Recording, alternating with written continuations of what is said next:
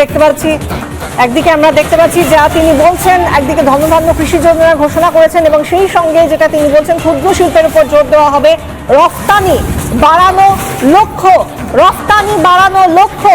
সেই সঙ্গে কোন কোন ক্ষেত্রে ভারত এগিয়ে রয়েছে, আত্মনির্ভরতার পথে রয়েছে, তা হলো ডাল উৎপাদন, তেল উৎপাদন, আত্মনির্ভর ভারত এ কথা বলেছেন।